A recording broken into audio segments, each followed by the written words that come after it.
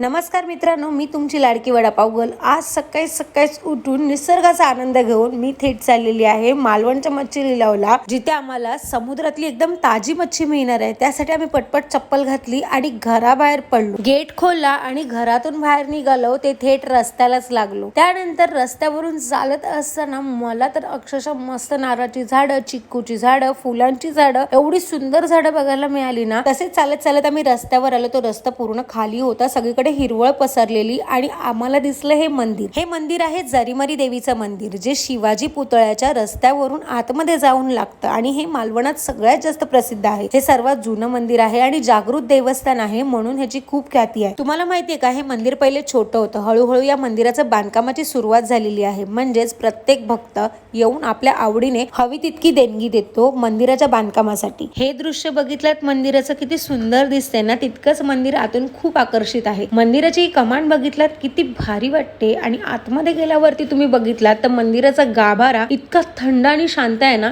आम्ही ज्या टायमाला गेलेलो तो सकाळचा टायमिंग होता, त्यामुळे इतकी तर गर्दी नव्हती। पण जर तुम्ही इथे नवरात्रीत जाल ना, तर नवरात्रीमध्ये खूप गर्दी असते 9 दिवस। म्हणजेच प्रत्येक जण आपला नवस पूर्ण करायला इथे येतात। आणि देवीची मूर्ती बघाल तर इतकी मनमोहक आहे ना, खरं सांगते मी अक्षरशः गेल्यावरती तिथे तर मी नतमस्तक झाले। देवी आईचं दर्शन केलं आणि मन भरून देवी आईला पाहिल्यानंतर आम्ही थेट निघालो मच्छीचा लिलाव बघण्यासाठी मालवण बंदरावरती। पण काय तो योगायोग, आम्ही सकाळी जी रिक्षा पकडली ती रिक्षा थेट बंदरावरच जाणार होती। म्हणजे विचार करा, आम्हाला सरळ बंदरावर सोडलं दादांनी आणि एवढं मस्त वातावरण होतं ना। आणि समुद्रावर पोहोचल्यावर तर काय एवढं सुंदर दृश्य बघायला मिळालं ना, जसं आपण शाळेमध्ये समुद्राचं चित्र काढायचो, जेणेकरून छोटे छोटे बोटी, मस्त वाहतं पाणी आणि वरती निळभोर आकाश, सेम तसंच दृश्य मला बघायला मिळालं। मी तर मस्त बीचचा आनंद घेतला। इथे आहे मालवण बंदर, जिथून तुम्ही होडी पकडून सरळ सिंधुदुर्ग किल्ल्यावर जाऊ शकता।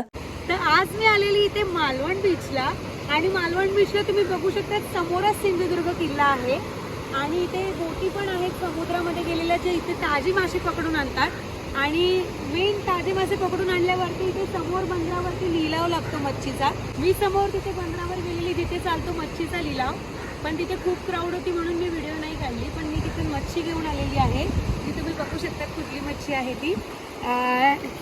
हे आहेत ब्लॅक पापलेट आणि हे आहेत बांगडे, फ्रेश एकदम समुद्रातून काढलेले। आणि खरं सांगते तर इथे तुम्ही जेव्हा पण याल ना मालवण बीचला, तर तुम्हाला मच्छी घेण्यासाठी स्पेशल मच्छी मार्केटमध्ये जायची गरज नाही आहे।